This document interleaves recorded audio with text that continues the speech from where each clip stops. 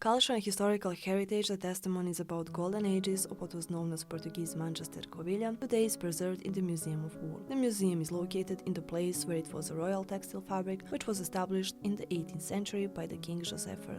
The industry of wool played a prominent role in the town creation and development of this region. Museum of Lanifícios is divided in two parts. There is a royal textile factory that shows manufacture during the 18th century, and the Real Fábrica Vega that is showing the later stages of textile production, explains Rogerio Cunha, assistant at the museum. So the museum, we have two museum sites.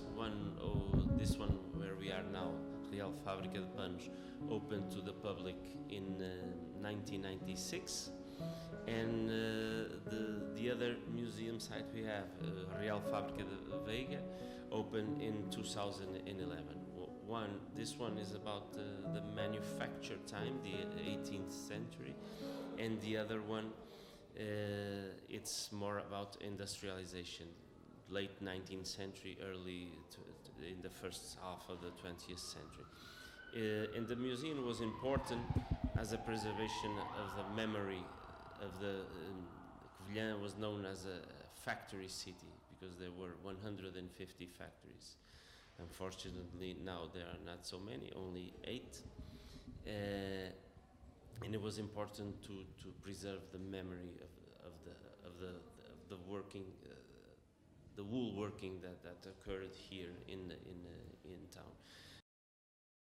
Wool in this museum is preserved from the time of early artisanal methods to industrializations, which makes this whole experience remarkable. Normally we start here in the Real Fábrica de Panos, which was the first one to open to the public.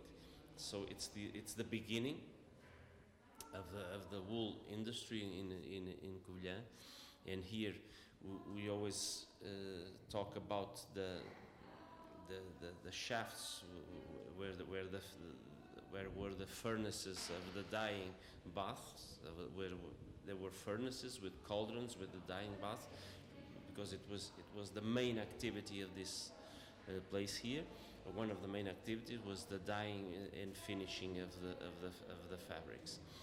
Then, in the other museum site we have,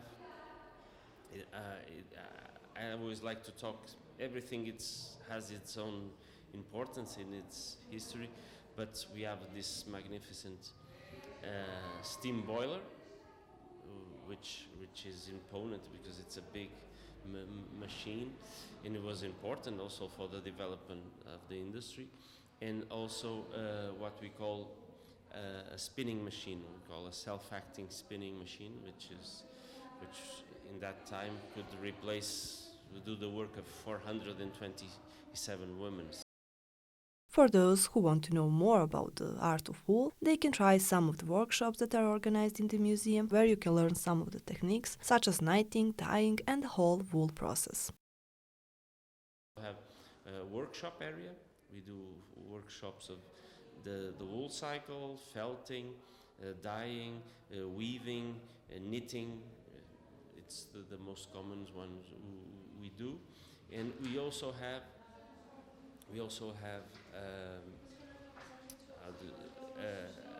historical archive and documentation center that people can access to gather information, because we have many documentations from the factories, from the industrial associations.